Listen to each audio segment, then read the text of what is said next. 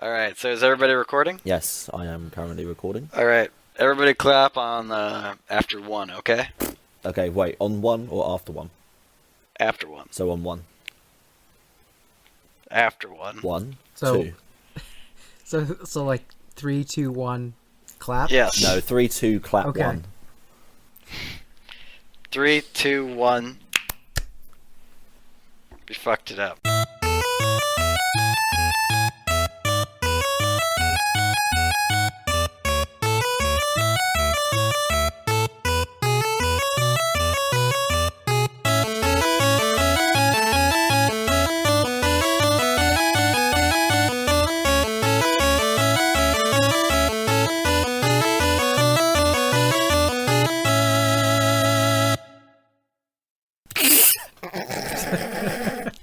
Fucked it up immediately. I can't believe it.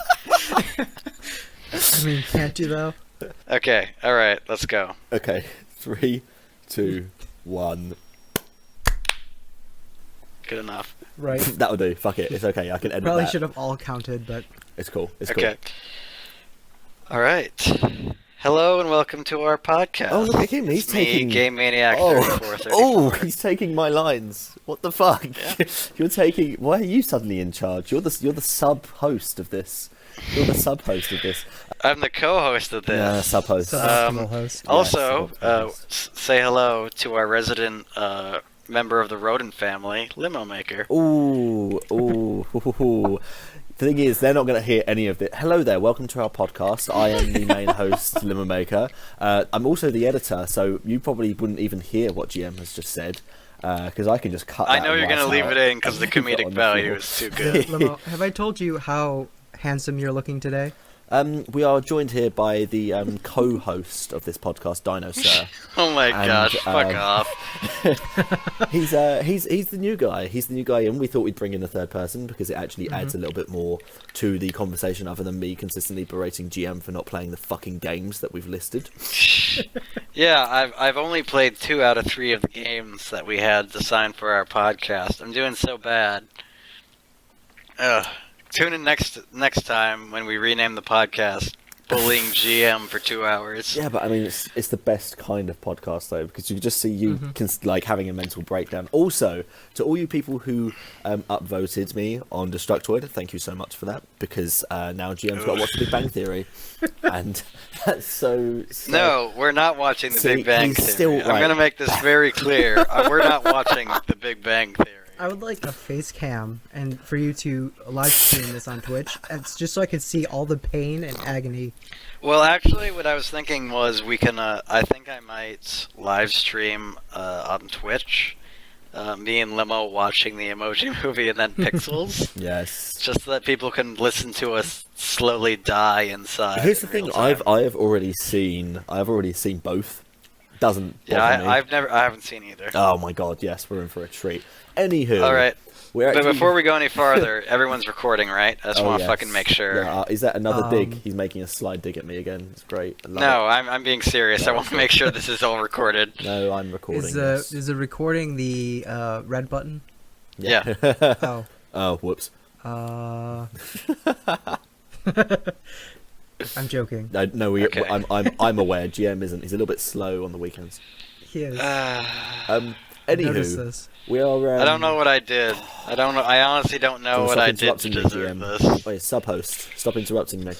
I am, so we're all here today to talk about, critically acclaimed video games and acclaimed. Oh God, words. Critically acclaimed video games. I'm going to take this gum out. I came. That sounds so I'm dirty. gonna, I camed all over you, all over your sister. No. We're just working through a fucking standard list. There's no opinions in this. We decided upon Dead Space. And Dead Space 2 for the next one, actually. I'd God, like, fucking I'd like the spoiler record to warning. show that I did not decide Dead Space. Oh yeah, It I was decided forget. for me. Dino really doesn't like horror games, and we forced him to play this. So, Well, so actually, I've acquired a bit of a taste for horror recently. ah yes, I just attaboy. don't like scary things that jump out at me. I see. Well, I mean, if it's any well, okay, we'll get into that. But yeah, I Yeah. mean, if it's any consolation, I kind of was the same, but everyone has their different like dipping in point for horror. Yep. So, you know, I still have trouble playing horror, and I love horror games. But I they're- still have they're- trouble they're- with certain, you know, things. They're pretty good when they're done right. Oh, they're stressful, though. That's the thing. I've got to hype myself up to play it. That's definitely something that they have a lot of. I don't know. I think one of my first major horror games was probably Amnesia. Mm. Yes, I you're don't think I getting can into the play game late. Amnesia. Getting into the game late, I see. For me, it was well, I Silent mean, Hill I 2. hadn't really I didn't really get too much into other horror games up until that point. Yeah. It was kind of coming around the same time that I was getting more and more into gaming as like a an older interest. Yeah. Amnesia was one of my first experiences with like horror. I liked that. It wasn't perfect. It spawned a lot of bad things, but it was definitely a competent game. I enjoyed it. Well, I mean, we're not here to talk about Amnesia. Sorry, guys, by the way. Yeah. Sorry. See, Dino, this is what you got to put up with. This is GM's tangents. Like, so you know how he said we're going to be recording for about an hour and a half? Yeah, No, the tangents are much longer than that. The tangents alone are an hour to an hour and a half sometimes. Now, just keep that in mind when Limo goes on one of his tangents. And he's exposed for being the fucking hypocrite that he is. Regardless, we're talking about Dead We're talking about Space Dead today. Space. It's great. Anywho, we have kind of changed the structure about from last time, and this time around we're doing it as we did with the Stanley Parable. We're going to talk about the good things, and I want to narrow it down to the good things about the gameplay first and foremost, because this is a game that kind of lives and dies on its gameplay. Especially with its level design.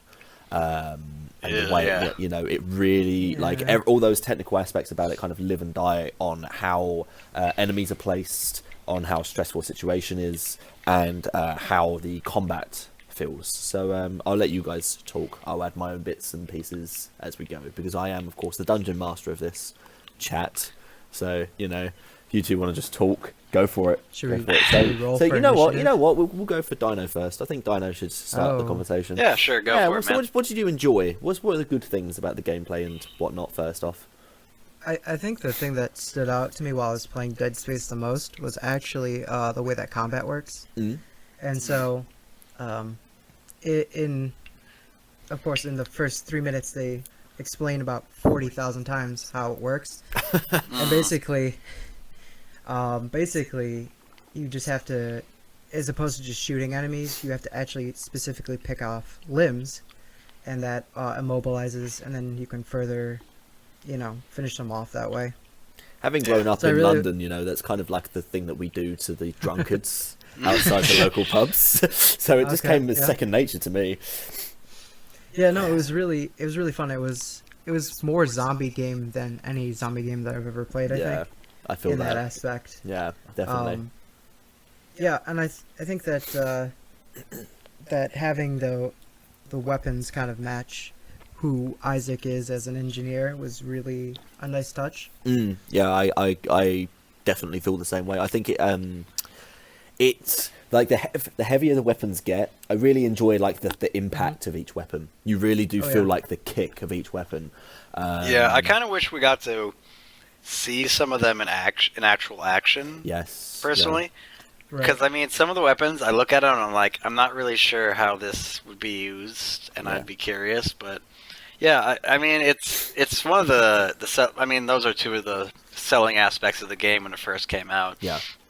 The fact that you have to shoot enemies in the limbs and not the head or the body, and the fact that you're using, for the most part, repurposed mining equipment, and also one military weapon for some reason. For absolutely no reason Which whatsoever. I did not use at all. Nope, likewise. I use the pulse rifle pretty frequently. It's a pretty good weapon. If you I get found the that out damage up. afterwards.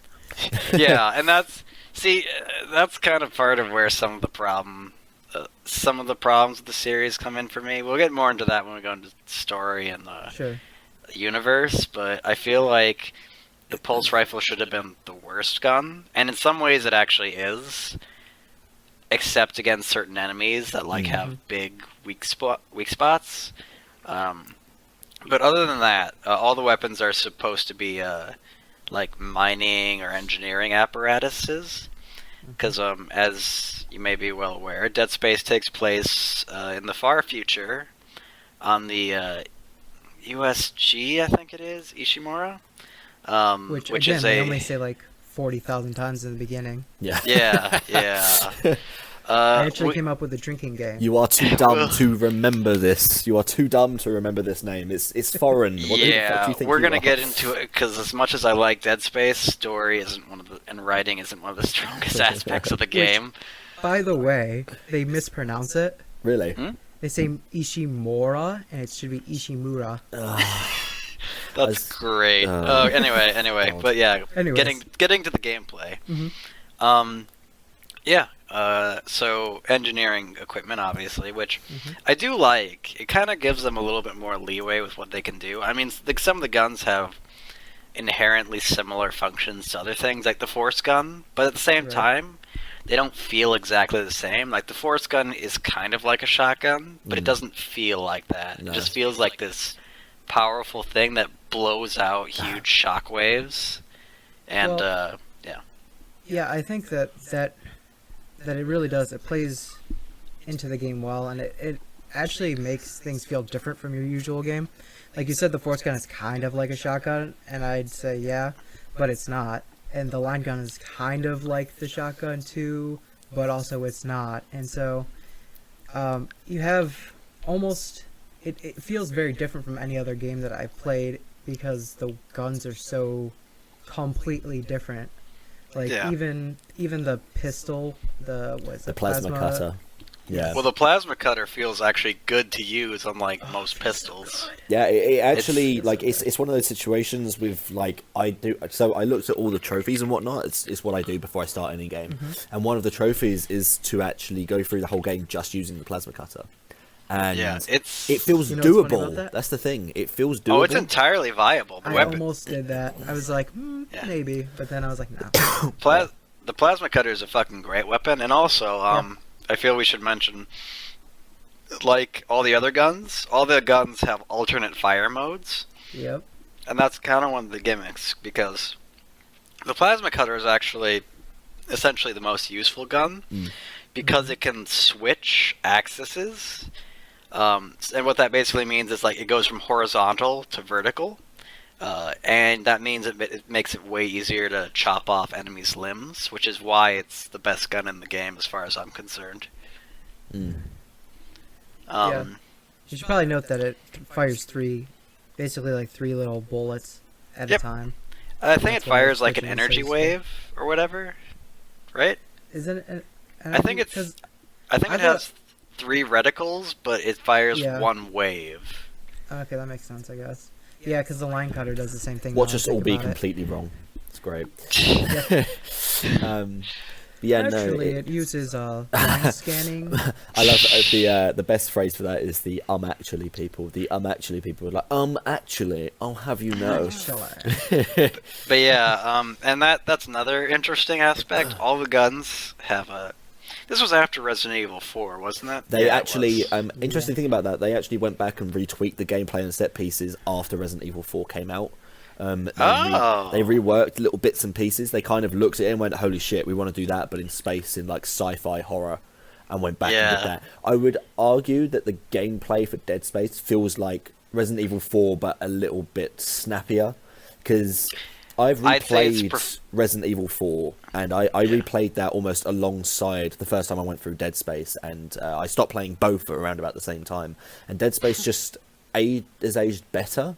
I can't quite tell what it is, but that's not to say Resident Evil 4 is aged poorly. I actually think Resident Evil 4 plays better than 5 and 6, but Dead Space, I don't know, it just feels better. Like the way the combat goes about its rounds. It feels it feels meaty, it feels impactful, it feels like every single time I'm going... It does something that Resident Evil 4 doesn't do. In Resident Evil 4, I'm never worried about ammo. But even on the normal difficulty in Dead Space, it feels more survival horror than Resident Evil 4 does. Yeah, especially when your best guns, you start not getting ammo for them. Yes, that so you have to terrifies start relying me. on guns you might not have been paying as much attention to, and that creates a problem and a bit of a thing. But yeah, so basically, Dead Space is a third-person horror game. It's over the shoulder, and as we've noted in the gameplay, you have all the guns have reticles, not reticles. They have laser pointers essentially. And one thing I like about the laser pointers is how they react to different objects. Like two laser pointers can be on one object, but if it's like a pillar or something, the other one can shoot past it. It's just a nice little touch that lets you know exactly where like the gun's actually aimed at. And Isaac's basically an engineer, so he's wearing armor that makes him slower, and he's not very fast. Also, apparently, he's never jogged in his entire life. Yeah, no, he can't move very fast. I assume that's He's also got a fucking hell of an uppercut and a stomp. Oh, yeah. Yeah. Yeah. This stomp is ridiculous. Like, just severing people's heads off. Yeah, I mean, there's like, there are ragdoll bodies, and you can literally stomp them to like stomp their legs and arms and heads off. That's great. I love it though. I love the like the squish noise every time you do it as well. It's great. It's like a water sack being emptied. Yeah, but so that's generally how Dead Space controls and operates. It's got a little bit of clunk. So when I first got back into it, I started like an hour and a half in because I had a previous save from when I decided to start it up, and then just kind of moved on to something else. And at first, it felt kind of clunky a little bit.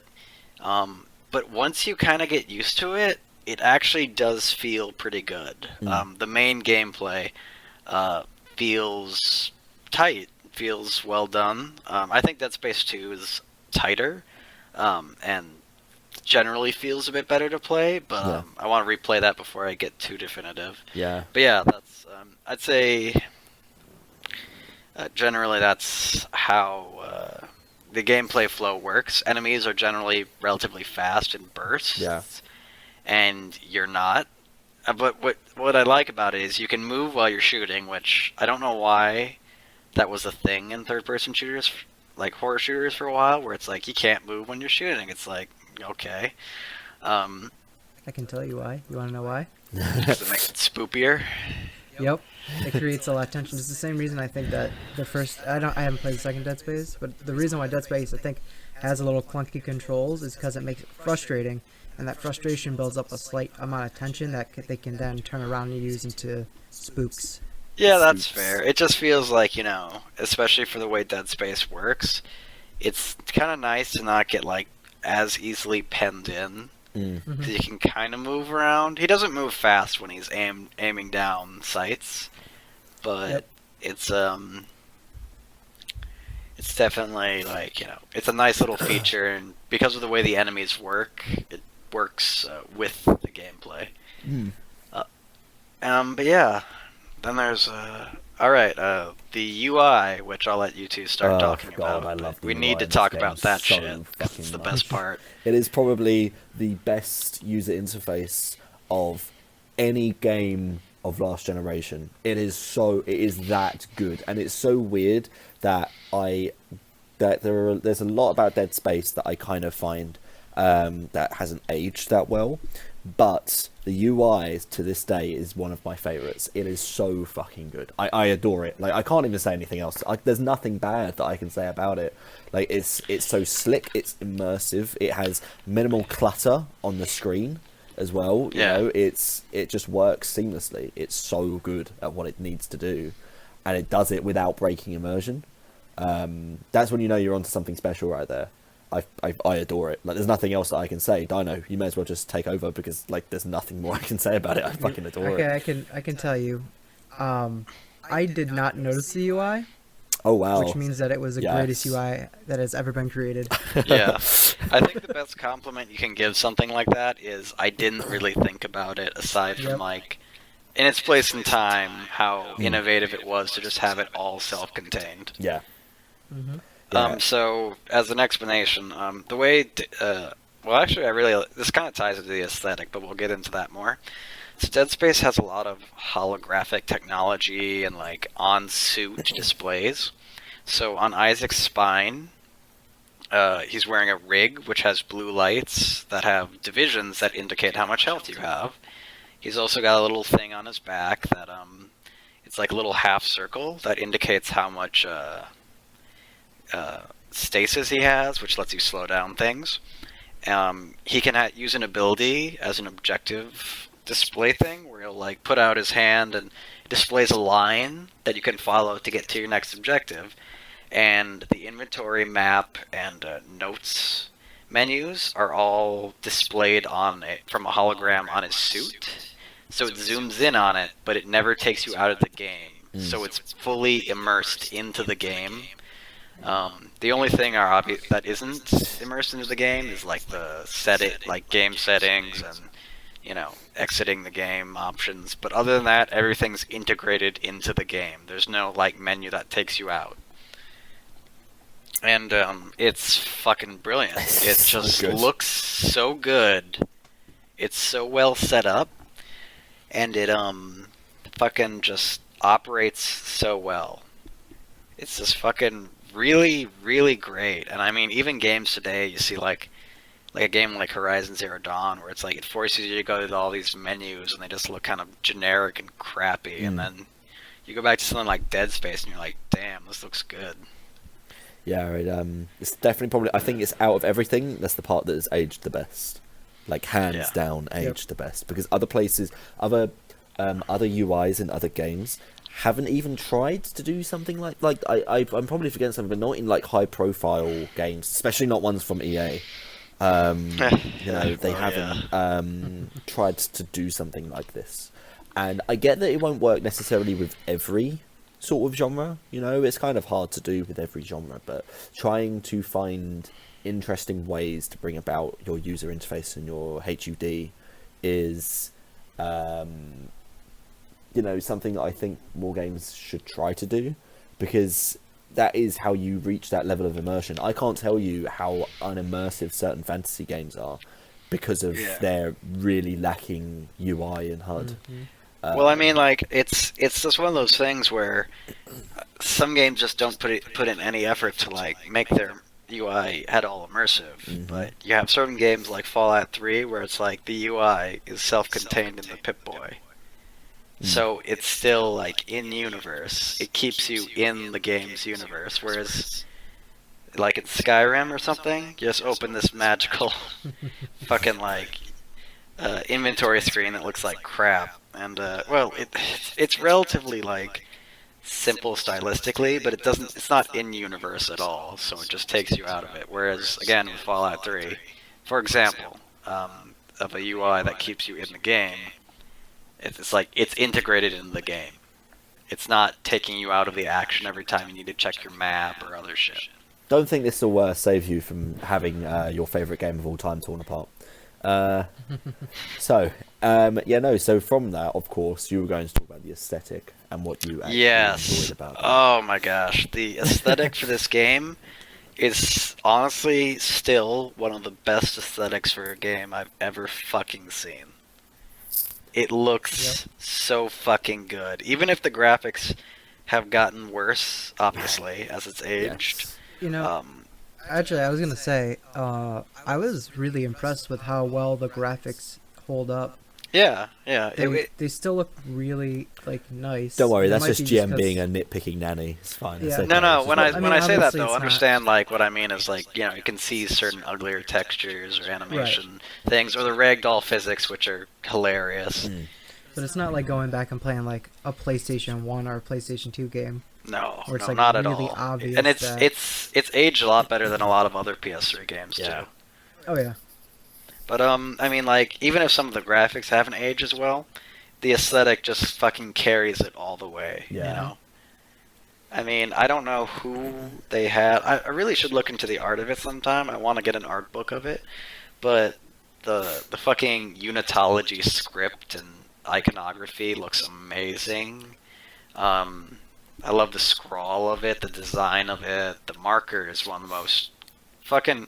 It's one of the coolest designs for something I've seen in any media. It just looks good.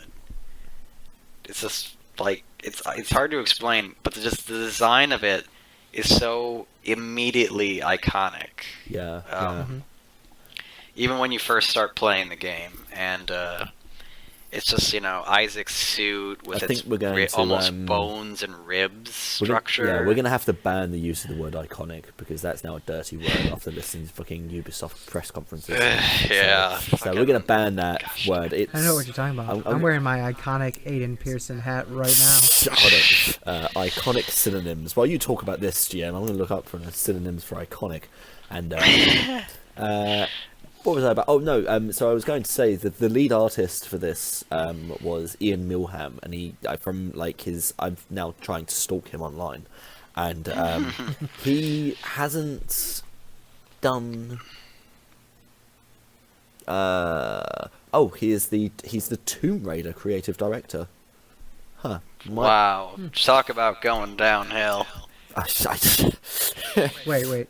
Did Tomb Raider after he did Dead Space or before? Yes, no, Tomb Raider after. He's still there. He was still there when they made Tomb Raider, like the reboot, and then Rise of the Tomb Raider as well. He was also I was gonna say, the creative director. Tomb Raider 2. Yeah, he was the creative director and art director on Battlefield Hardline as well. I feel so sorry for him. Wow, what a fucking waste of talent. Gosh damn. You know what? I'm a fan of the Battlefield franchise. Like, I'd rather play a Battlefield game than Call of Duty, but fucking hell, like, that is a waste of talent, because that man's aesthetic for Dead Space, as you say, it's like the thing with Isaac's suit is it's really ugly looking, but it's ugly looking in a way that makes sense for the world and therefore fits so perfectly. Yeah. Oh, yeah. You know, it's I mean, I think it looks really badass too. Has it upgrades. Yeah, I wish like my local engineer had a suit like that. It'd be awesome. That'd be fucking amazing. We're looking here at archetypal, exemplary, paradigmatic. Yes, paradigmatic is far better than iconic. Quintessential is the word we'll be using from now on, GM. Anytime you go to say iconic, I'm going to fucking interrupt you and say no. It is quintessential. That's what it is. I'm probably going to use it completely out of context as well. I'm going to go grab my quintessential glass of water. We are now... Yeah, no, so anywho, we... I think Nintendo should hire that guy to make a new Metroid. Oh, dude, that would be fucking sex. Dope. I mean, I might actually get around to playing a Metroid game in that case. It's that's a shame. I feel so sorry for me. The thing with the aesthetic that really kind of always it's very reminiscent of the way I describe it is it's as if someone came across the Nostromo from Alien, if Ripley had died and it had just been taken over by the Xenomorph. It's all run down, it's got bits falling apart, it's just trashed, and I love it. I love it a lot. It's got a great use of contrast, actually. Come to think of it. Mm-hmm. Yeah, it really its use of lighting is something else that I really enjoy in this game. Oh yeah. It's sound design's great too.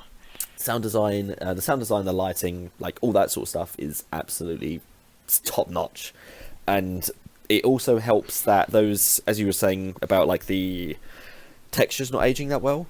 I think everything else about it, the presentation, the lighting, and the actual aesthetic itself, make those textures age better because the art style was so on point all the way through. It's so consistent all the way through. There are reused textures, and I noticed a fuckload of them towards the latter half of the game.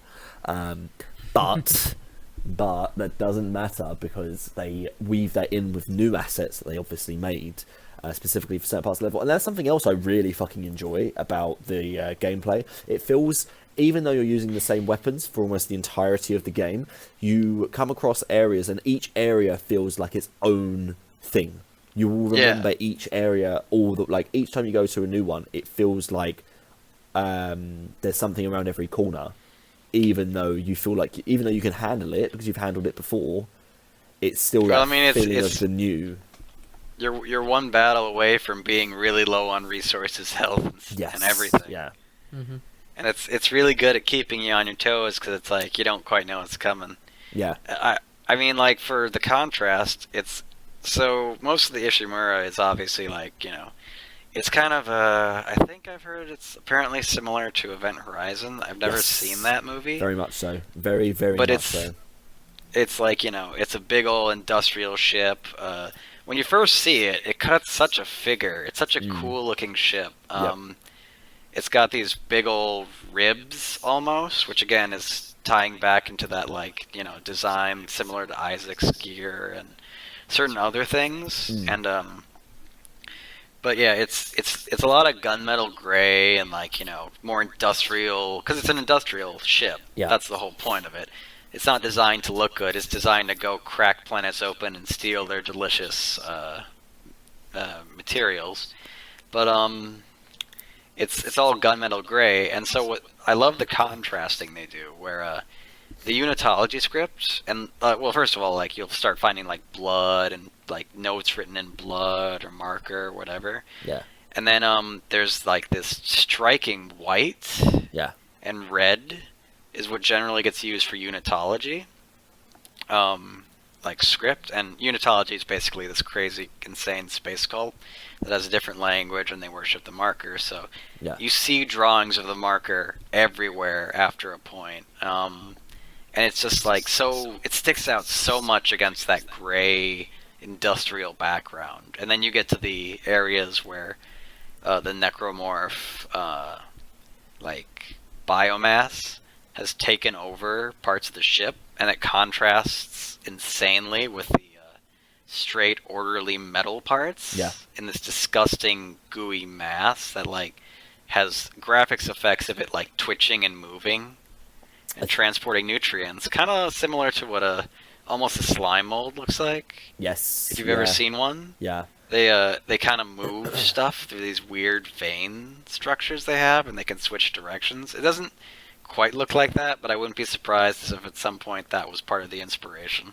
As I say, you have taken a lot more to this one than you did the Stanley Parable. I can tell you that now, because you're noticing a lot of shit that I noticed as well, and that's how I know that you've been paying attention. The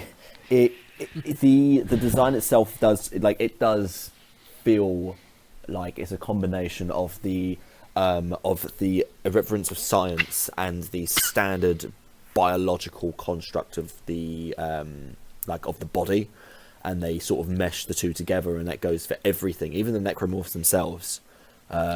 Which I love, by the way. I love almost every... Like, there are some that are kind of more fucking annoying than others. But most... Like, the Divider, for instance, can go get fucked, as far as I'm concerned. I fucking hate that thing. What's the Divider? The Divider is the tall, like, thin one. Oh, yeah. Those things, like, legitimately creep me out. They're legitimately unpleasant. It's because of the sound they make that I don't like. I really don't like that noise. But those things can get fucked, as far as I'm concerned, because the amount of shit that the amount of ammo that I wasted on them is beyond counting.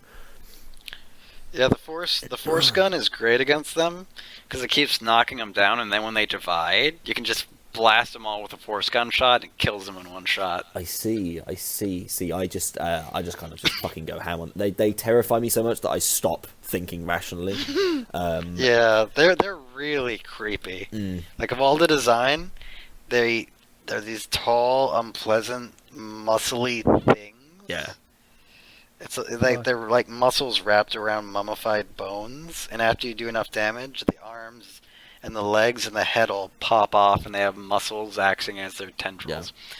Yeah. Let's get into the necromorph design, actually. Because there's a lot of them.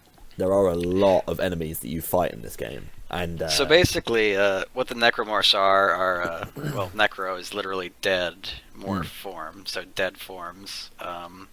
So as the name implies, they're corpses that have been reanimated by something.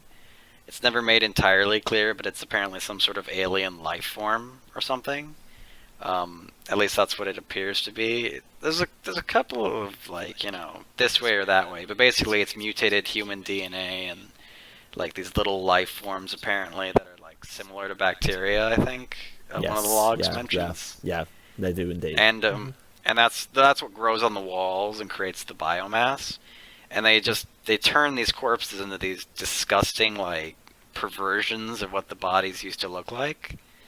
And without exception, almost all the designs are great. They're beautiful. Yeah, they're fucking disgusting. And help us become one GM. With some exceptions, I think they all look great. Like, they all look like different takes on almost the thing.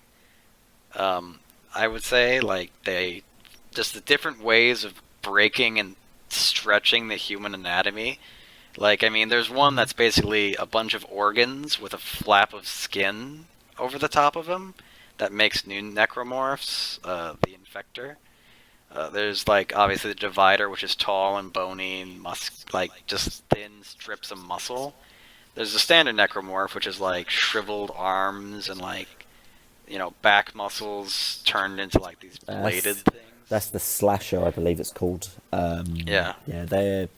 You know, even as they are bog standard enemies, and towards the end, you're essentially kind of, like, you find them less, because obviously they start wanting to throw tougher enemies at you.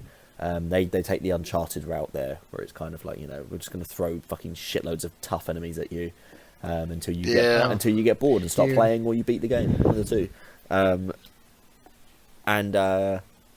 Yeah, no, I even though they are the bog standard grunt enemies, I think they still look different enough that even going up against them, every single time you go up against them, it's still a matter of you have to take them seriously, because they will fuck your shit.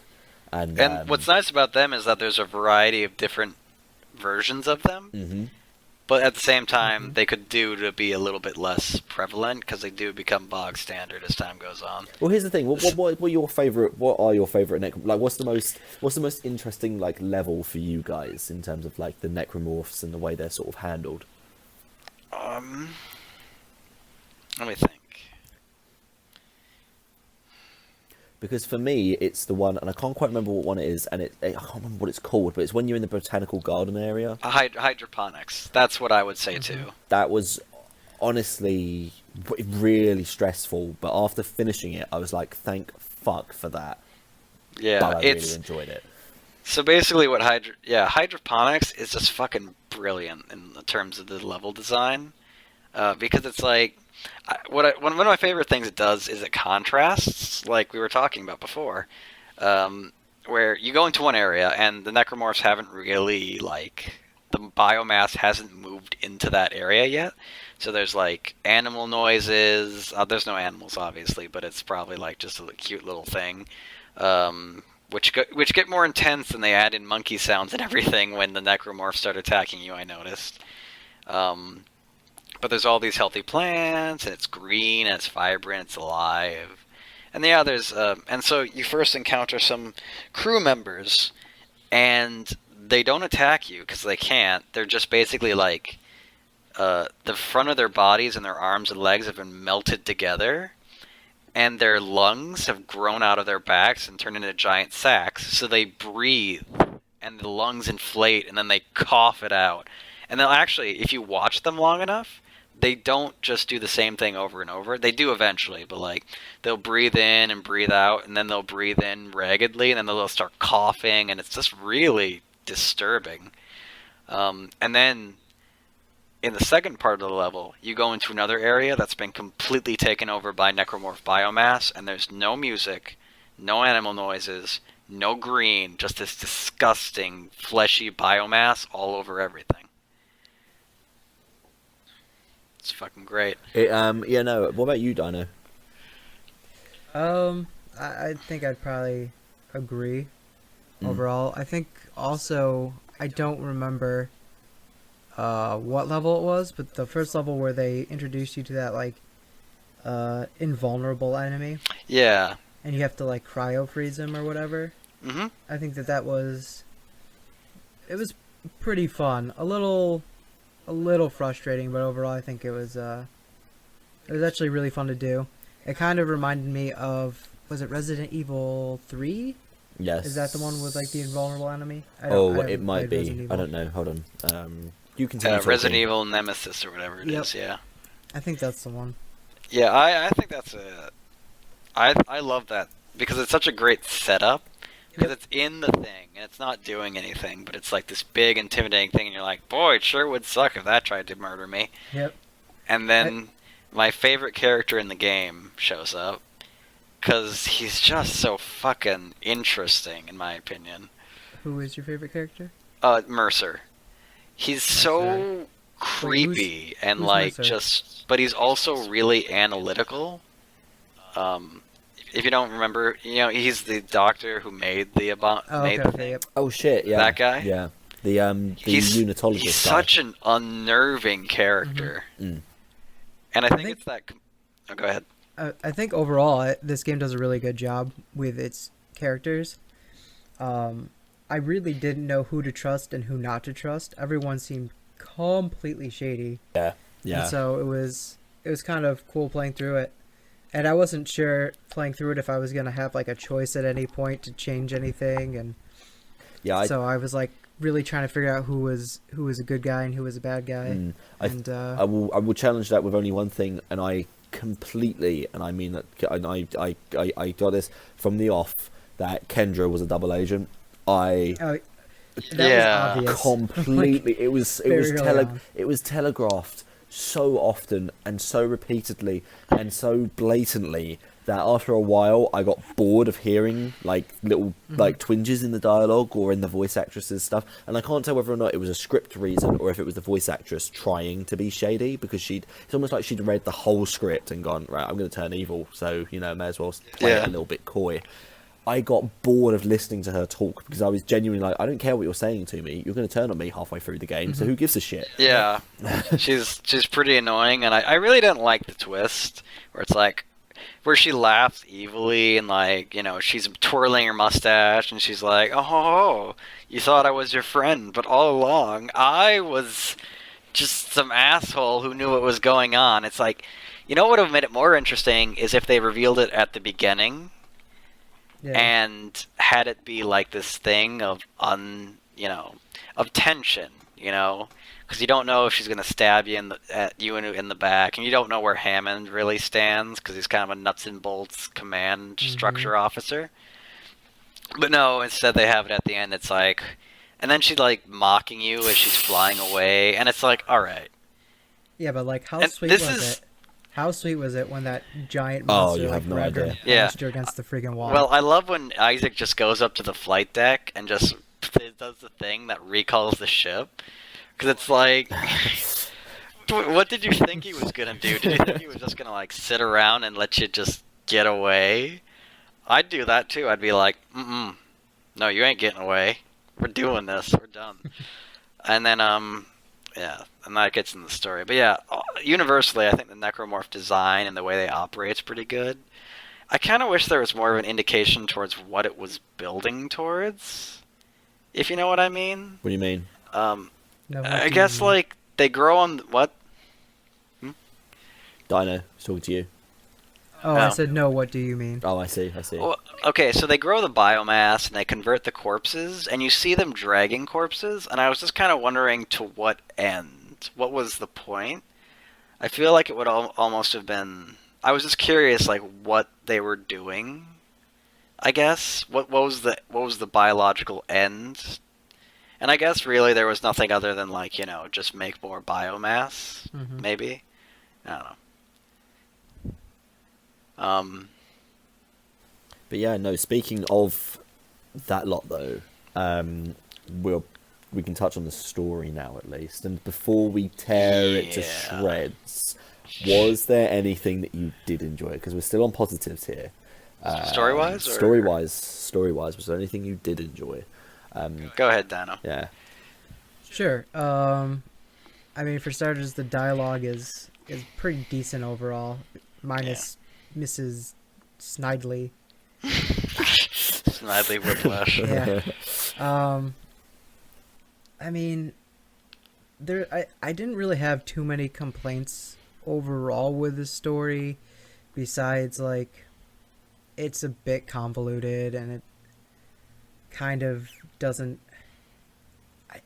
It leaves a lot on the table still. I think that's not explained, and it almost seems like they knew there was going to be a sequel.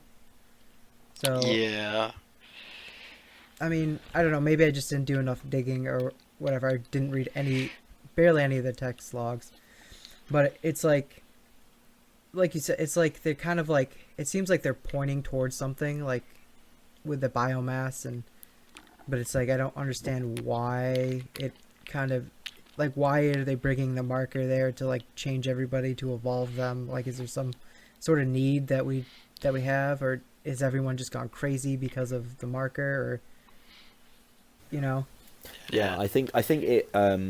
What I liked the most about the story was that it was kind of, it utilizes things from other sci-fi or horror movies, but has its own spin on it, and the characters are interesting enough that you're engaged with what they're going through, and therefore any cliches, and the story does have its cliches, any cliches you encounter throughout the course of the story, you gloss over a lot more, because you want to get Isaac off this fucking vessel and just get him home. And I think that might be why Dead Space, if Dead Space was ever to be made into a film, it would be fucking panned, because the connection between you and Isaac is twofold, where you feel like you're connected to him, and through utilizing him, it's almost like he has that connection with you because of the involvement and the immersion of everything that he does in this world. That goes back to the UI and the HUD, where it feels like it's just a one-to-one thing consistently all the time with him, and it feels like you are literally attached to him. Even though, and I will say this, even though I don't really like his backstory that much, and I find him really boring in this game, as if you just took him at face value, if he wasn't the player character, I think he's the least interesting character of the bunch. Yeah. I feel like I noticed this while I was playing through it. It feels like too often, because he doesn't talk. Yeah. People dictate exactly what to do to him, and it's like, well, that kind of gets into some of the problems of the story. But I'll just say this, and then I'll get into what I like. But it just feels like, he's a fucking engineer. He knows what he needs to fucking do to fix the comms relay better than you do, Kendra. And it just feels like throughout the entire game, people are like, you need to do this to fix this, and it's like, he's an engineer. He knows how to fix shit because he's an engineer. It just has that narrative. What's funny is that yeah, and that's one of the problems with him not talking. Yeah. Go on, Dino. I was saying the funny thing is that all these people who aren't engineers know exactly what to do. Why did you leave I mean, why they even send Isaac, to be honest? Yeah, they know what they're doing. Well, he's cannon fodder. They thought he was gonna die. Pretty much. What about so GM? What did you like about the story before we rip it to shreds? All right. Well, first of all, what I like about the story is that I think outside of the main three characters, I mean, I do like Hammond, but he's not the best character.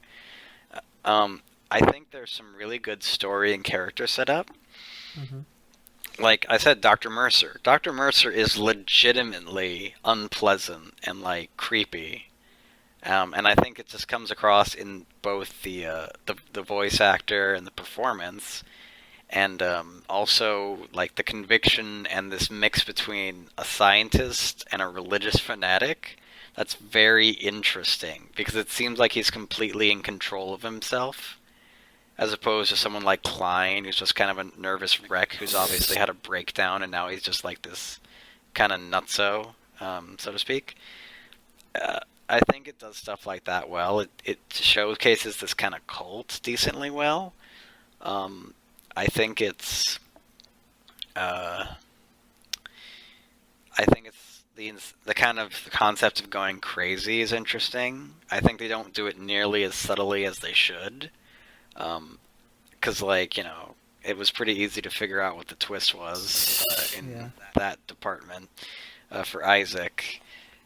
Or at least some variant on the twist, but it's like, they start making it really obvious. We're now getting into dislikes here. We're now getting into dislikes. But you know what? Fuck it. Right. Fuck it. No. Sorry. No, it's cool. Fuck it. Let's go for dislikes. What the fuck did you not like No. about this? Let me just finish on this I'm point so before ready. we go into that, though.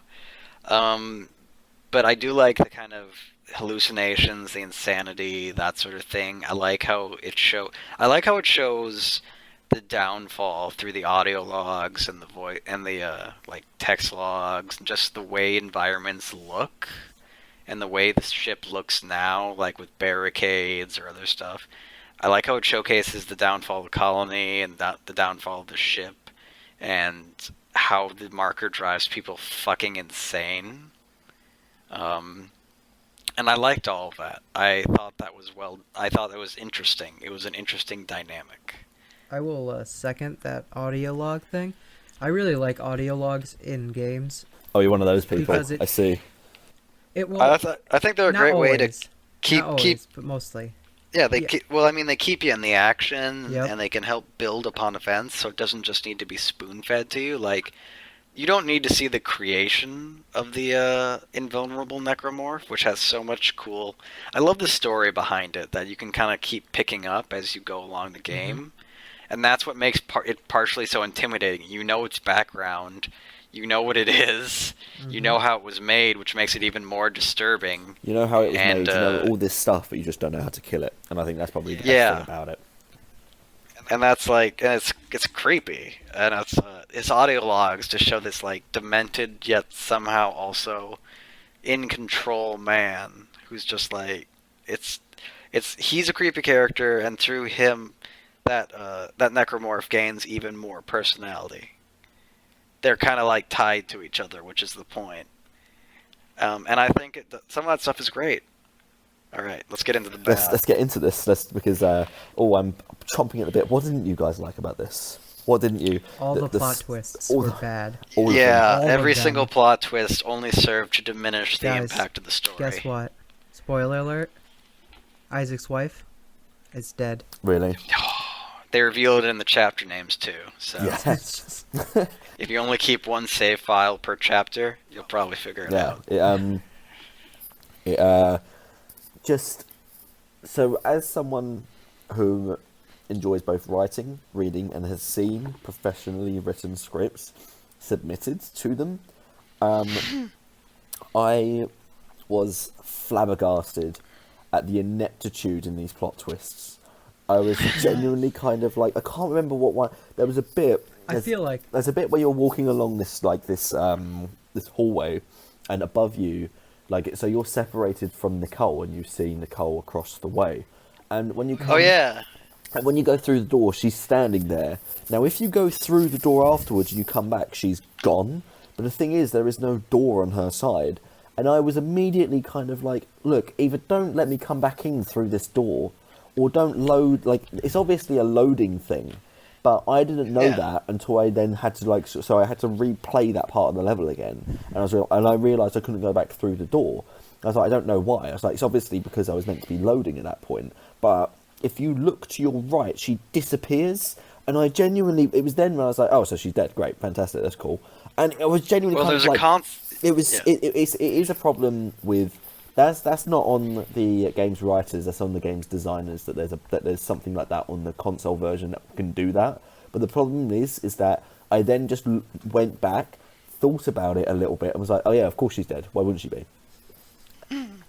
You know? Yeah, and it's I mean, even with Dr. Mercer, there's a part where I like where he walks off, and then he keeps walking, and then he gets on an elevator that goes down, and it's like, no, they actually bothered to make sure that it looked like he was going somewhere. Yeah. That is one thing I don't like about the game. Some of the fucking puzzles require so much. Well, okay, the puzzles in general are a part that are going to get their own section. You believe, you and me, but to just say something, they require so much suspension of disbelief in how a fucking spaceship would actually work that it's kind of like absurd to a point.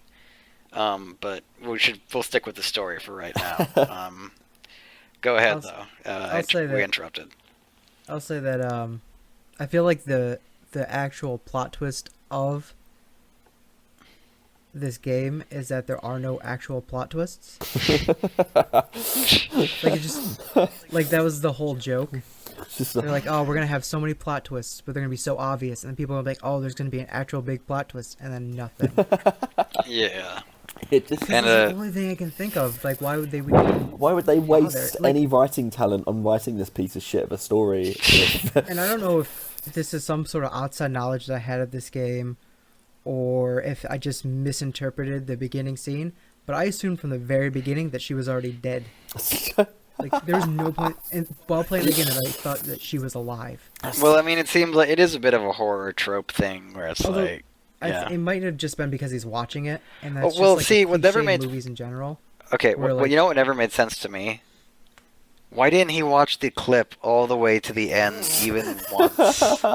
That made no sense to Can I me, just and say, I'm like, can I just say that was something that I was actually going to pick up on, and that is basically So- video game trope number 348, Yeah. because that is just, if all he had to do was finish watching it the whole way through, and he would have just been like, oh yeah, fuck it, okay, I'm not even bothering to go there, fuck that shit. It's just, See, and it's not like Maybe- Kendra like clipped part of it off and then was like, ho ho, twirling her mustache, I have tricked you. It is actually there is more to the clip. No, she was like, this time watch it all the way to the end, and it's Okay. like, he didn't watch it to the end before. I understand he was somewhat busy, but like, why wouldn't you do why do- this? yeah, it's like, I don't understand. It doesn't even make any sense. It would make more sense if it was a separate clip that Kendra had and kept to make sure that Isaac stayed compliant. Yeah, does So- Final Cut or Premiere Pro not exist in the future or something? Is that the reason why? Apparently fucking not. Neither does color holograms, I guess, but that's fine. That looks good. That looks good regardless. So Go it's on, fine. Dino. Go on, you're itching. Alright. So I'll admit that I didn't really even think about that, because when they did that, my brain was like, "Oh yes, these writers know what they're doing. Obviously, what they're doing is they're referencing the fact that when he went crazy, he lost his memory and couldn't remember the last part of the video, and so now she's pointing it out to him, and he's realizing it now that he's not full of crazy psycho spores." But yeah, I guess I missed that and gave them too much credit. Yeah, no, you did. That's one thing to note about this game in general. The writing quality is pretty poor. There are some decently written lines and decently written characters. Again, Dr. Mercer is a highlight, but he also kind of serves to highlight how bad the rest of the characters are. Because he's very interesting, and a lot of what he says is interesting. And then you listen to the other characters, and it's like, Isaac, go find 5 flibbity boops and put them into the gamma. Blah. It's like, okay, all right, that's interesting dialogue. That sounds like something someone would say. And it's too often, and this is kind of getting into some gameplay. Well, no, this is like story structure and stuff. Too often, I think the game falls back on puzzles. And I understand to some degree why they're there, and I'll muse on that in a second, but it just feels so checklist. It doesn't feel like things are like dynamic, almost. And to some degree, I kind of get it, because you're trying to solve problems on the ship to get to other points. But I think because Isaac's doesn't have any fucking, what's the word I'm looking for? He doesn't have any agency, that's it. It makes it much more obvious that it's just a checklist of stuff. Because literally, the entire game is, let's boss around Isaac and to act like we're having a tough time. And it's like, Isaac's doing literally all the work. Hammond leaves at some point, but that doesn't make any sense why he'd do that at all. Yeah.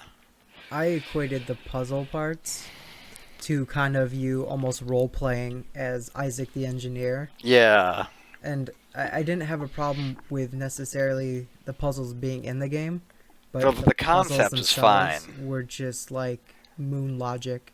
Yeah. What okay, kind of annoyed so, me, okay, right, so one thing, and this is really minor, but it's the one where there's no gravity, and you've got to jump from one area to the other. Can I just, that is the most tedious fucking thing, because it's essentially, as you're jumping, it takes like 3 or 4 seconds, but it feels longer. I swear to God, it takes way longer than just 3 seconds to get from one side of this thing to the other, especially when it's like turning, as the thing begins to turn. I genuinely just didn't know. I didn't realise how fucking dull it was until I started playing it. Yeah, the zero gravity is such a pain in the ass, and like in the second game, it's great. Like you're basically, you can fly essentially. Your suit has like little jetpacks in it, which is great. It actually makes the zero G sections fun, in my opinion. But in this one, it's basically you have to leap from surface to surface, and it just depends on whether or not the game decides you can step on that surface. Oh, So I remember I got fucking caught in like behind a box, like a crate, like a barrel thing. And yeah, no, fuck that shit. Like, I'm not a fan of that at all. I'm very mixed on my opinions of the zero G. I think at times it works, and the times that it works are when you're in tense situations and you have, the necromorphs kind of like closing in on you, and you gotta kind of like shoot and manage and navigate. But yeah, a lot of times it's just like, oh, come on, there's no reason for this. Yeah, and the thing with the puzzles is they're so tedious, and sometimes. Yep. Okay, so I was streaming yesterday, and Dino was there. There's a I was puzzle, there. and calling it a puzzle is fucking generous. Yep. Where there's a thing though. So you got a rock, you got a giant space rock, An asteroid. and what you got to do is you got to put a homing beacon on it, a distress signal beacon, and you got to shoot it in space, and it'll attract help, right? Come to think of it, actually, that's a pretty obvious cue that Kendra's evil, because who would fucking find the rock in the middle of nowhere? Like, the Ishimura is supposed to be doing an illegal mining operation. Come to think of it, actually, now that I stop. But anyways, but yeah, so the Ishimura has a giant space rock, it's melting it down for ore, yada yada, it's fine, it's alright. It's got 4 gravity tethers. It's got gravity tethers. It doesn't bother telling you about the 4, or if it does, it's only like a second. So you shoot 2 of the gravity tethers, and you're like, where are the other gravity tethers? Mm-hmm. And to get to them, you have to jump to the rock and walk on it to the outside. Now, this is one of the most unintuitive things I've ever seen, because there's no hint that you have to do that. You can jump past the rock into space, and you'll go flying off and die, which is great design. Mm-hmm. Oh, and by the way, that puzzle doesn't checkpoint at all. So if you die at any point in it, you have to repeat the entire fucking thing again. Can I just say, I'm actually being quite quiet right now, and the reason for this is because I feel like my brain has pushed these fucking puzzles out of my mind. Because I can't remember don't worry, these it puzzles gets better. for the life of me. That puzzle is so bad because it actively prevents you from figuring out the solution by putting so many deterrents. Yeah. Like, you can hit the spinning things. Yeah. You can fly past that rock. And that's the main problem, actually. See, if it wasn't for that, I would have eventually figured out, oh, maybe I can walk on the rock to the outside. But it has 2 giant metal blades that not only are they not affected by stasis... Yeah, but they drove me nuts. Yeah, but they literally don't, they'll block you off in certain areas, in certain conformations. So you have to jump on the rock, which is a lengthy process, because when Isaac gets there, he has to take like 5 seconds to get back up.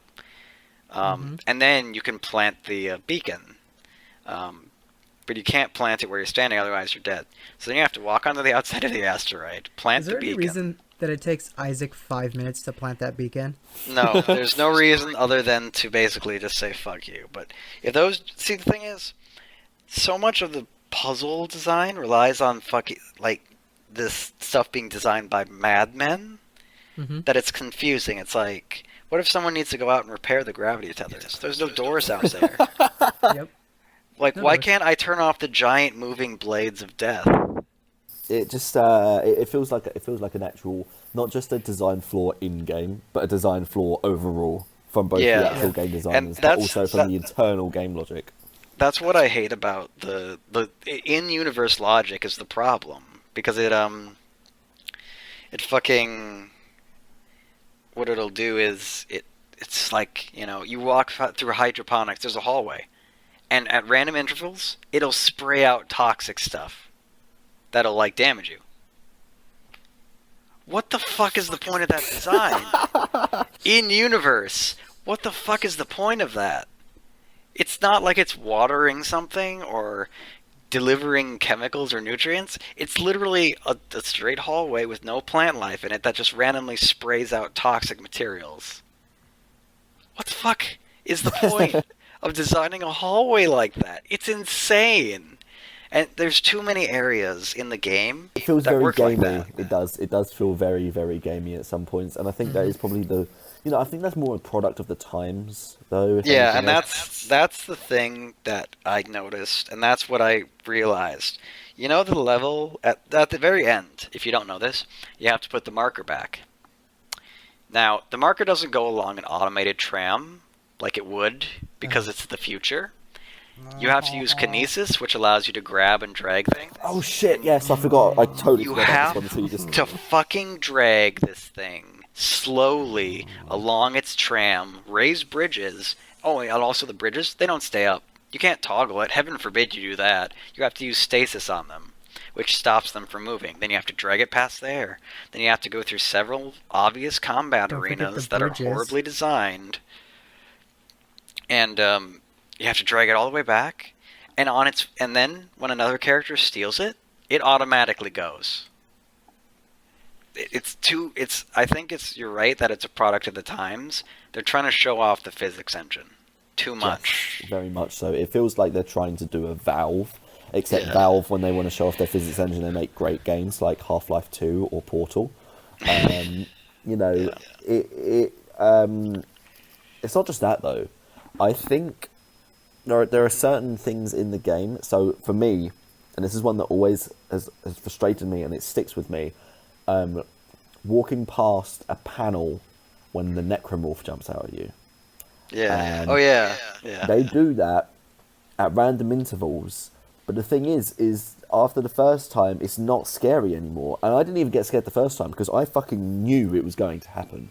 I fucking called it. I was like, "There's going to be a jump scare right about," and then it happened. I was Oh like, yeah. there you Can we go." talk about how the fucking quarantine doesn't affect the vents that people Oh, can shit, apparently yeah. crawl I know, through? right? Like, yeah, if everyone's crawling through the fucking vents, how is it a quarantine? Like, that doesn't help anyone. Because if the vents go everywhere around the ship, which they should do, because otherwise it's a health and safety problem, there's no problem with necromorphs getting about. Well, they obviously do, because the invincible one can follow you fucking anywhere. Yeah. And, Yeah. Sorry, Dino, you're being quite quiet. We don't want you to be the Gavin of this podcast. I've accepted my fate. Oh, I see. It's right. He can just interrupt at random times, then GM and I can shout over him. Right, basically. Pretty much. That's the way this is gonna happen. No, I Yeah. just I'm having like horrible PTSD about stupid marker. See, Yeah, it's- level. my problem with this game is that I like a few things about it, but I have so many gripes that you may as well just lump it in with anything that I don't consider a positive. I just actively dislike. I dislike the boss fights a lot. The boss fights don't interest me at all. None of them interested me. They were all kind of like shoot the glowy thing again, Resident Evil style. Yep. They weren't. The design of the enemies wasn't as interesting as the other necromorphs either. That's another problem I had with it. They weren't as interesting as the Divider, as the Slasher, as the. I think part of it is it's a matter of like with the humans, it's this like disgusting mutation perversion of humans, and with the giant necromorphs, it's just this weird generic alien design. Yeah.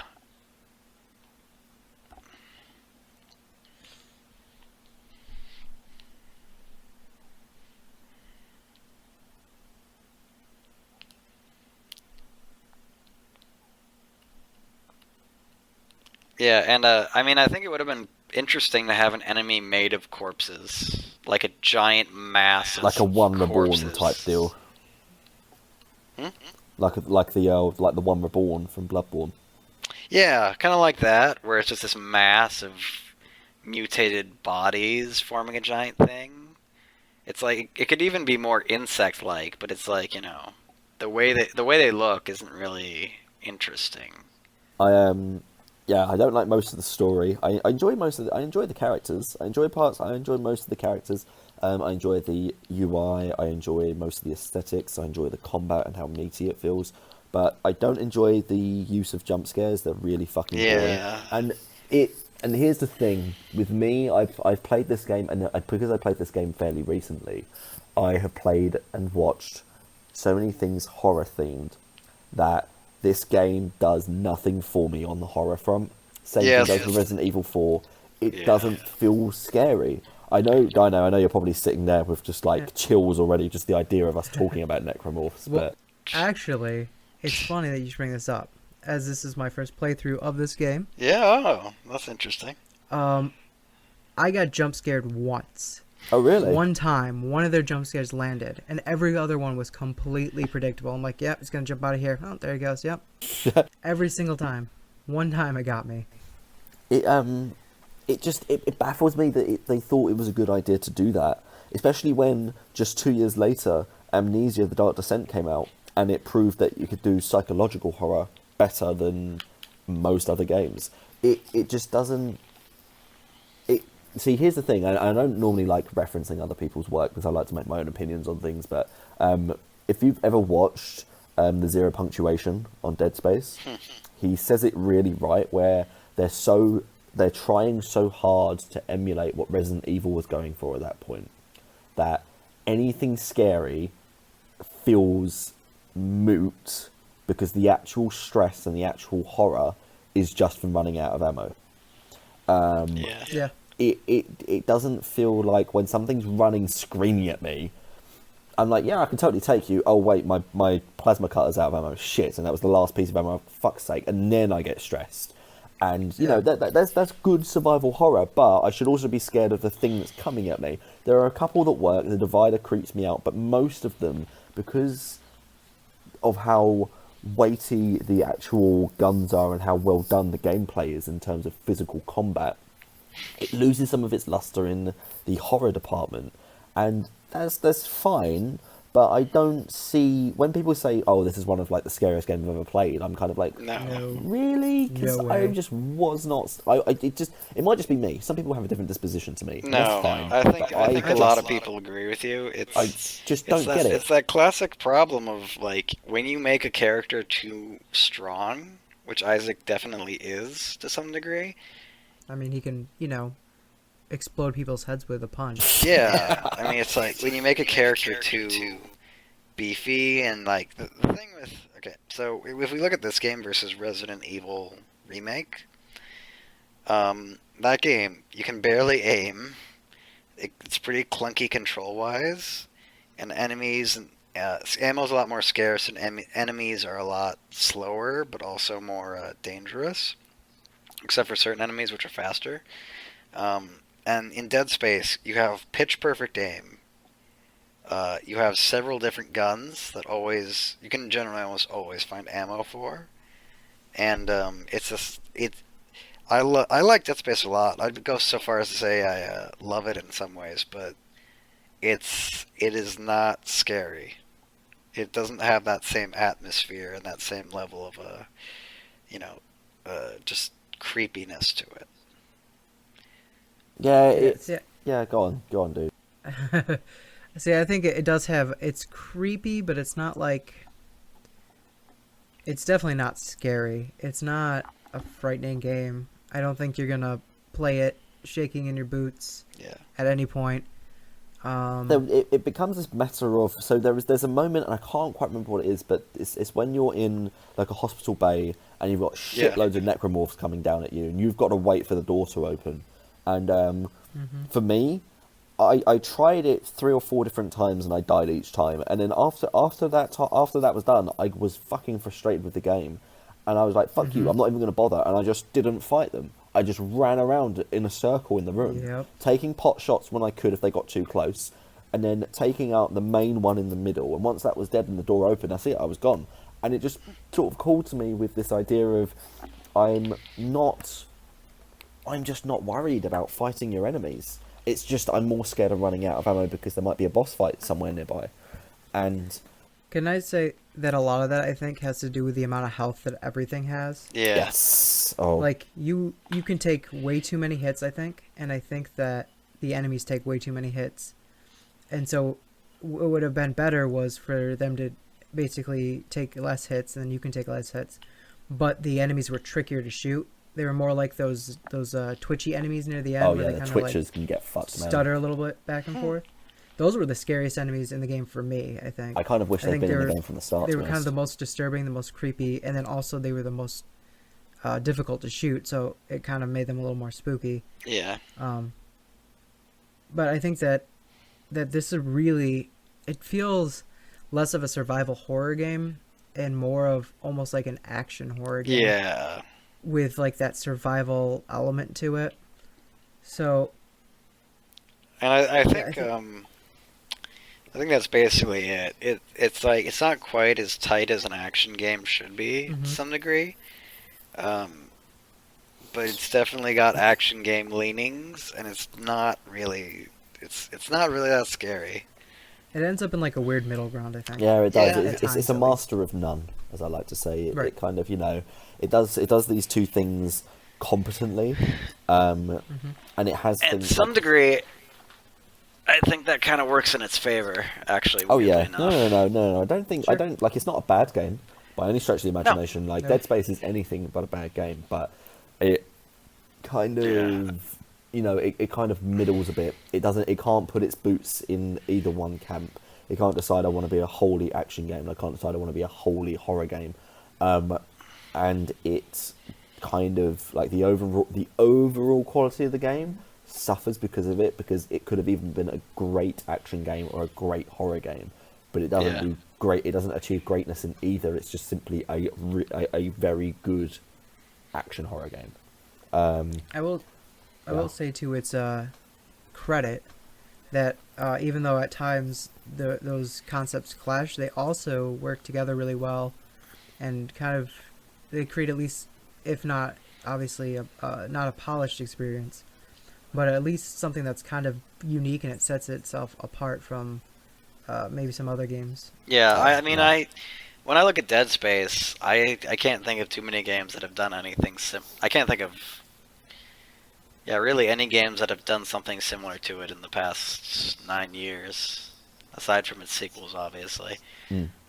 I still think it's like, I mean, before that, you can point to games like System Shock 2, which I think is probably a game that this game takes a decent amount of inspiration from.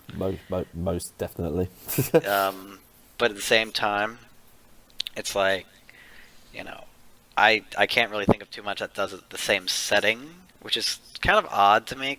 Come to think of it, it Yeah. seems like it's a really great setup. It's a really great idea for a setting, even if I think like, a lot of stuff holds it back, and I mean, it's a great idea, and I think it's well executed in a lot of ways, even with its problems. Like, I don't know. I really do like the Ishimura. I think some of the levels, I think it's a little too samey. I think it would be beneficial if certain areas had more differentiation Mm. and a little bit more to them. Mm. Like, Yeah. the crew quarters are still gray and dull, and it's like, you can There's do a only little so many. bit more. Yeah. You can, and with hydroponics and stuff, it's like I understand that's an industrial thing, but you should also try and put in a little bit more differentiation between the areas. Like you could have had the medical be all white and pristine, but a lot of it's still gray and gunmetal, and it's like, you know, I mean, the most differential thing is the the security station where you meet Kine. It's Yeah. got like carpet and wood imitation Oh, wood yeah. walls, and that's good. But it's only a small section of the entire area, Yeah. and it's just I feel like it could have been done a bit better design wise. It yeah, no, I do think. Right, we're gonna move on now because I was literally just about to re-elaborate a point. It's like, no, it's fine. We're gonna move on. So what we're gonna do. So this is the part of the cast where we basically sort of read older reviews.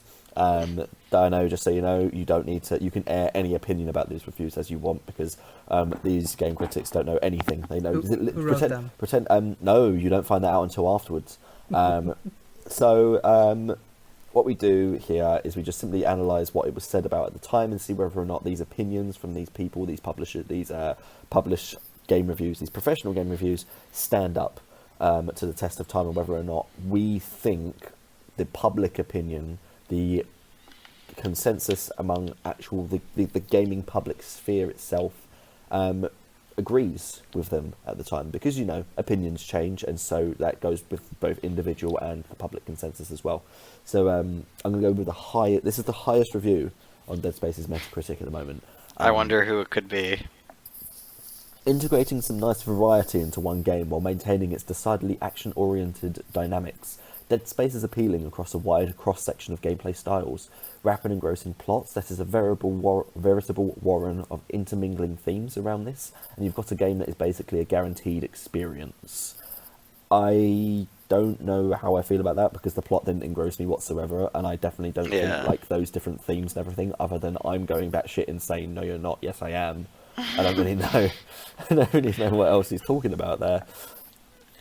It feels like a little bit too high on the game. Like, I think it's a good game, but at the same time, it's like, it's not appealing across a lot of styles. It's one specific style that's kind of stuck between action and horror. Yeah. And it's like, if neither of those games are your bag, you're not going to like it at all. Even if you like either of those, then you might not like how it's kind of toes in one, toes in the other, even if I personally think that it's not the worst thing, even if it could to do with leaning one way or the other more. But it's like, and the story isn't very good, and it's got such checkpointy, gamey setup. I don't know. So, it's not that bad of a review, I think. I'll say that the plot, obviously, I think we all agree that it fell flat. Yeah. But I did find it very immersive, and I wonder if maybe he was confusing immersive plot for more of an overall immersive experience, because the atmosphere in this game is just, mwah. It's like top notch. So it's not the worst review, I think, of the game, but it's definitely a little on the high side of praise. Yeah, no. So that was actually done by GameSpy. I guess wrong. Highest review. Wait, who did you think? Actually, wait, no, I don't want to ask that. It's got a 10 out of 10 score. It's the only 10 out of 10 score for games for Dead Space on Metacritic at the moment. But there aren't that many reviews. There are only 28 reviews in total. Weird. Yeah, I do think they should allow all people. So if someone wanted to re-review it, I do think that should be allowed on Metacritic, because as it stands, it's only got an 86 Metascore, which I think is fairly fair. Yeah, I'd say that's about all right. I disagree. I'd probably shoot for a bit lower, but Metacritic's useless anyway, so I don't really give a shit what the score is. So this is a fairly unknown gaming site. I'm just going to spoil it now because you won't know who the fuck it is. I don't even think they've done many things. It's called Cynamite, and their review is a little bit hyperbolic, just ever so slightly. The horror genre has a new king, Dead Space. It excels in all disciplines, whether it's playability, atmosphere, tension, or presentation. An absolute must-have for all horror fans and action fans, or fans of good games. Man, that was you could almost hear him choking on that cock. Wow, you could hear him almost choking on the bung money. I have a fun theory that involves smaller gaming sites. Yeah. They tend to be more hyperbolic to gain more attention. Yeah. And this probably also has to do with Metacritic. Yeah. So I have a feeling that it's way over the top because, they're trying to get a little attention there. That's almost entirely probable. Yeah. Okay. So last one. We're gonna do one more. Dead Space brings few innovations and a little too much gore, but delivers an atmosphere that has no peer in recent action games. The best EA game in years. All right. Well, I have some problems to pick it. First of all, too much gore. It's a body horror game. Come the fuck on. Yeah. I don't want to sound mean, but it's like body horror is the entire point. Well, yeah, no, it's the entire point of the game. It actually builds into mechanics. And as for not innovating anything new, that UI, some of the guns, the arms and legs, it's like, understandably it recycles certain elements from other games. Like we even pointed out Resident Evil, but like it does add its fair share of new ideas and stuff, and I don't really see it does bring new stuff to the table.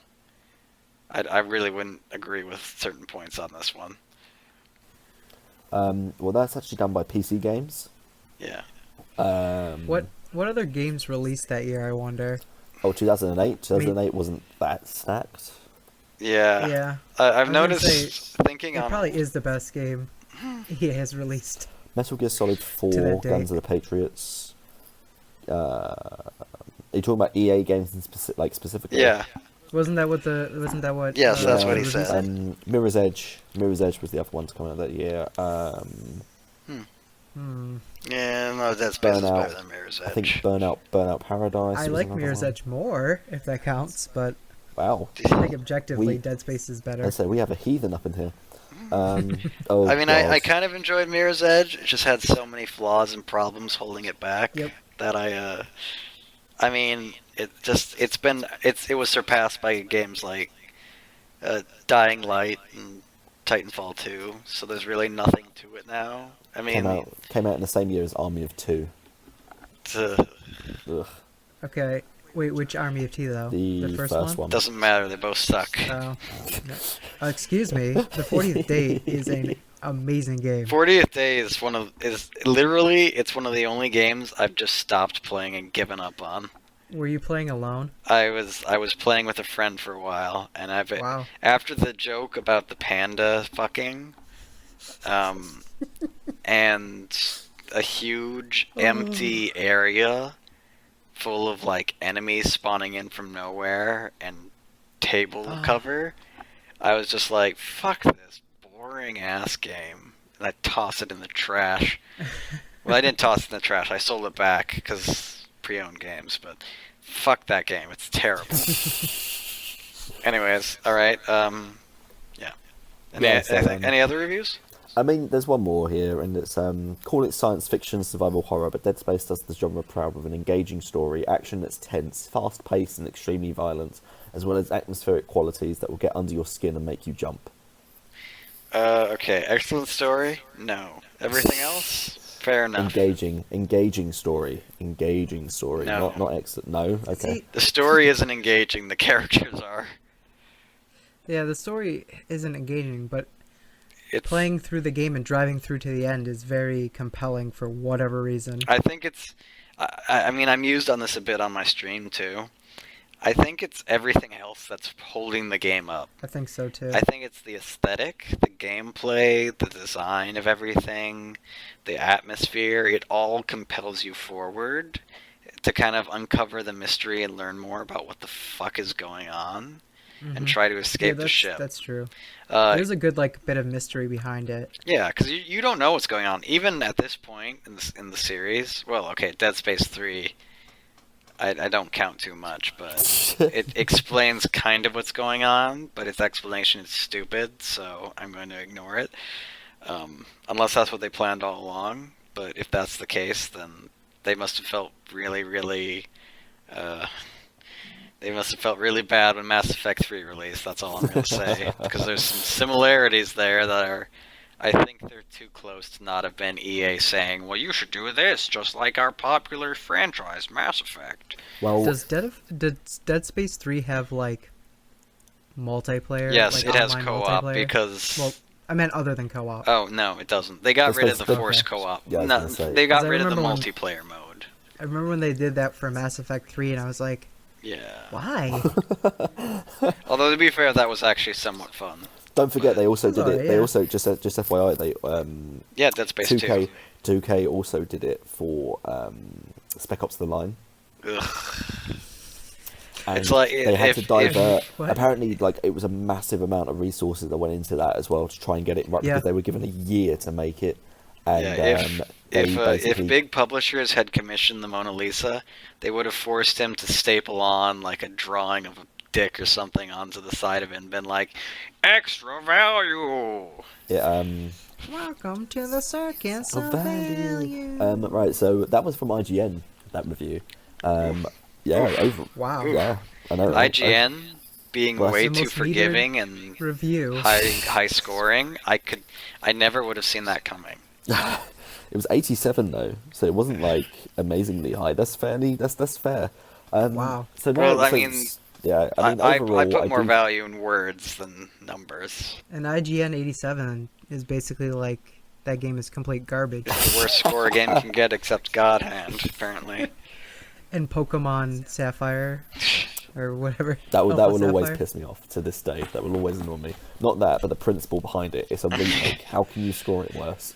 So, yeah, no. So I mean, I do think overall the general consensus of the game is that it's actually like I think a lot of people like it more now than like they did when it first came out. Because Yeah, it seems to have gotten a warm reception as time has gone on.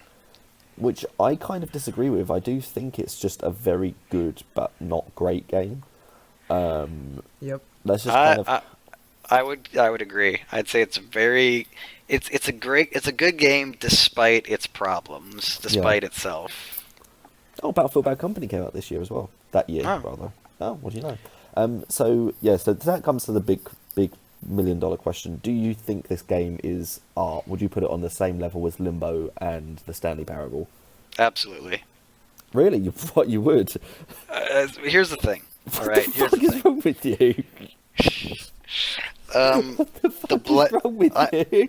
Hey, look, not all art is beautiful. Well, okay. Let me explain my thought Clearly process don't follow me on before you Twitter. get angry. Jeez Louise, you're really against this. Okay. Here's the thing about Dead Space. It has a lot of blandness to it. It has a lot of gamey elements to it, and the story's not super good. Well, the story's kind of like just bland. But the reason I think it's art is just because of everything else. The game is fucking so well designed from an artistic standpoint. I really like the music. All the enemies look good. To me, I think it's just like, it's such an interesting game, and it's, even after playing System Shock 2, it still feels unique in a way, and it just feels like a game that has so much passion and energy behind it. And that all went into like the enemies and the like lore and the unitology scrolling and all that other stuff. I think the game, if you set aside the bland gamey elements and the story, is really gorgeous in a lot of ways. It doesn't feel like commercial diarrhea to me. It feels like a game that came from a place of passion and interest, and the art design on like Isaac's suit and everything else is too strong for me to not say that I think it is art. Like, I understand if that's like, something that is disagreeable, but at the same time, it's like looking past certain elements of the game, it's just so visually interesting artistically, not graphically. Graphically, it actually still looks pretty good, but I just think it's so well executed in all the other areas that I can overlook its problems. Okay, Dino, how about you? I'm gonna say no, simply based upon the fact of that final boss. That's more like a shart. No, but seriously, I think you could qualify this game as art. No, not you I too. mean, on the same level as Limbo. I mean, I don't know, but I do agree with a lot of things. I think that this game, while its gameplay isn't anything remarkable or outstanding, everything else, and the story kind of sucks, but everything else is good. Like the presentation, the atmosphere, and there's something very compelling about playing this game that kind of makes you want a little bit more. So, yeah. I'd qualify it as art. Can I just say that you two have what you've just done is, first off, you've killed me. Second of all, what you've just done is basically gone, I think it is art. I mean, this sucks and this sucks. This sucks and this sucks. This isn't Well, that I mean, This that's could be like... better and this could be way better. But I do think it's as good, like, artistically as this and this. That's like looking at a great painting, and then there's like a shitty corner of it and being like, this isn't art, and tossing the entire thing in the trash. That's not true. You're throwing out the No. necromorph baby with the bathwater. No. What we're doing here is we're pretending that if you went to the Mona Lisa and saw half of it covered in shit, you'd be like, that is Oh, art. come right on. The story there. is The story not even takes up half the fucking game, though. Like, No, the it's story's the only reason for no, playing. no. Whatever. Go ahead and express your See? No, you go ahead and express your own opinions. I don't see. Here's the thing. I don't, like I said, I don't think it's a bad game. I don't think it's a great game. I think it's just good. Now, as you say, I do think there is a level of love and appreciation put into the game. The problem is that a lot of that, there's no. The narrative itself is so weak that it is so flimsy that you can't get anything else out of the game other than the atmosphere and shooting the shit out of necromorphs. But the horror doesn't get into your psyche. It doesn't worm its way into you. The atmosphere is like dread-filled, and that's great.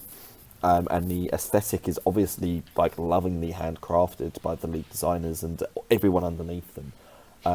But whoever wrote the story needs a fucking smack around the back of the head, because it is the most Hollywood blockbuster cliche shit ever. It's like me saying, oh, you know, I really love Edge of Tomorrow, so therefore that is Citizen Kane levels of art, because someone put their... Well, I didn't say it was like the same level of art as like gosh, I don't know what the most artistic game I can think of. Something like Journey. I'm not saying it's on the same level. It's on the lower end of what can be art. And this I is the think, thing. Here's the I thing. think it pushes itself over the threshold.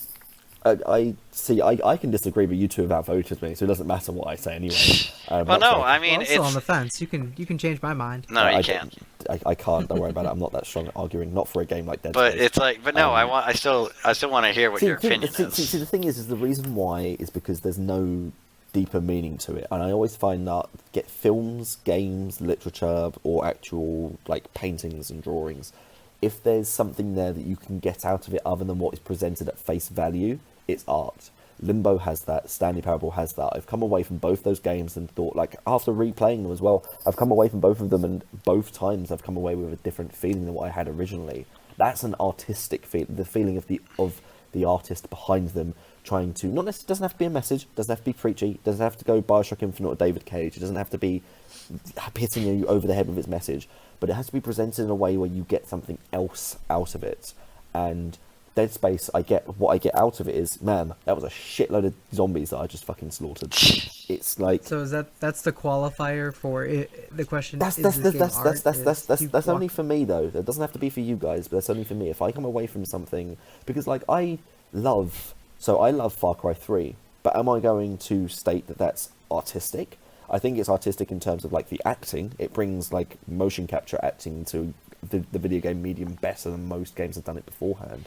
But would I put it on the same level as other pieces like the Stanley Parable, Beginner's Guide, Undertale, those sort of games? No, I wouldn't, because I just don't think it has anything else to say.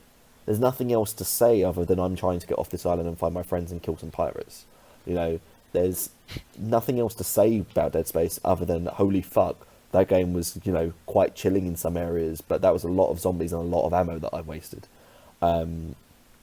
It just doesn't give me anything. I left it thinking, that was good, but there was nothing else. I paid it no heed after I was finished. It probably just didn't click with me the same way that it did other people, and that's something to...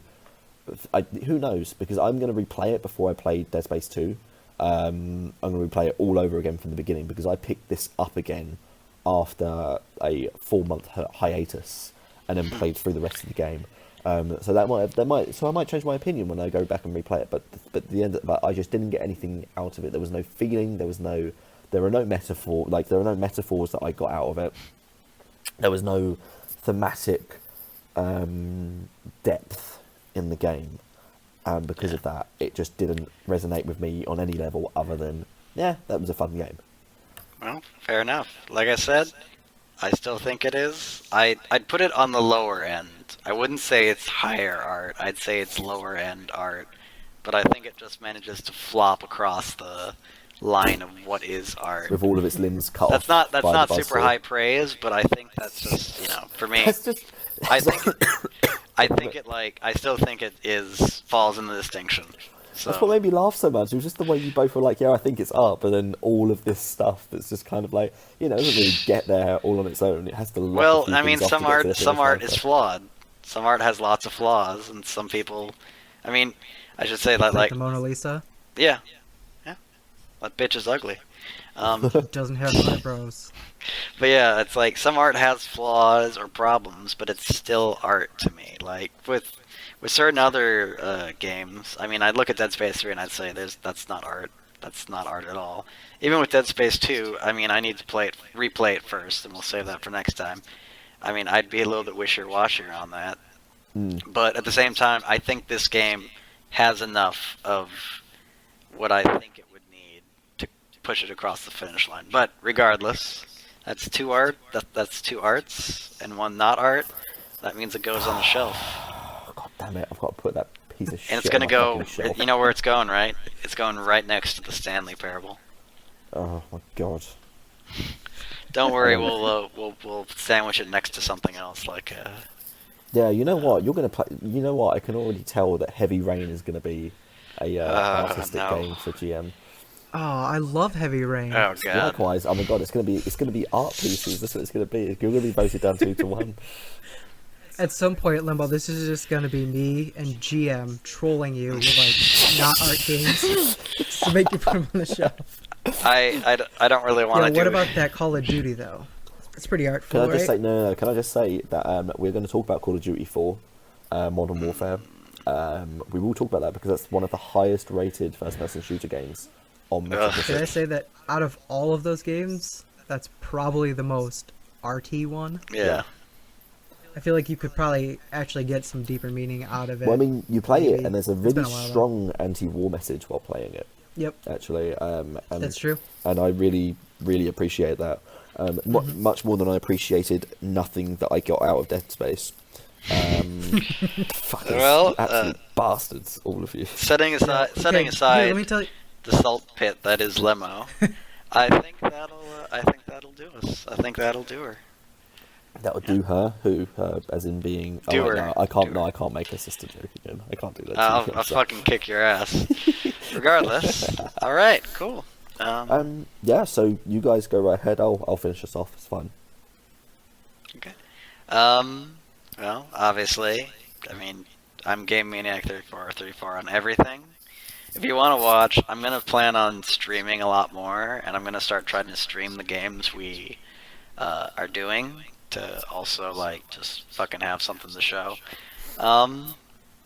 And yeah, And thanks also, for we're going to listening stream as watching always. The Big Bang Theory and Pixels and whatnot. That's great. It's gonna No, be a good- we're it's not gonna be a- watching Big Bang gonna Theory, be a but you fun can time. watch me. You can It's gonna watch be a me fun suffer time. live on a Twitch It's when gonna we be a fun do time. Pixels and the Emoji Movie, and make sure to follow me so I can get a fucking affiliation and make a few gonna be- pennies. It's going to be a fun time. So, Dino, where can they find you? Tell us. Let us know. Oh, golly gee. Let's see here. I am. Let me remember all my handles. Okay, I right, am you don't need to Mega remember all of them. DinoSir. Make it quick. You've got 30 seconds. Go. Okay, Mega DinoSir on Twitter, and also DinoSir on Destructoid, and also you can buy my video game 10 seconds. on Steam. Just search Aftermath Y2K. Oh man, that game is not art. by That the way. right It's there. not art. That right there was a fucking mega plug. Jesus Christ! Please buy it. Please Yeah. buy my shit. Give me money. I'm giving you. Also, you can buy my custom back massager on Amazon. DDP yoga. So I'm obviously the Limit Maker. You'll find me on Destructoid. You'll find me on the Comments of the Week team. I'm the one who has the lesser quality than the other members of the team. And of course, you'll find me on here running this podcast almost single-handedly, while these two sort of drag their feet along and drag. Yeah, it's the, been several weeks since we recorded our first episode, and it still isn't out yet. So you Can can I just- decide where you fall on that statement. If you want, we can always get Dino to edit it for us. He's the new guy. That's what we can do. Boy, there's gonna be a lot of funny sound effects. Oh golly. So I think that'll do us. Thank you very much for listening. If you have listened to this point, if you haven't, then that's fine too. I completely understand. I wouldn't if I was in your shoes. And yeah, right, that'll do us. Thank you very much. Laters. See ya. Bye. Should I stop recording?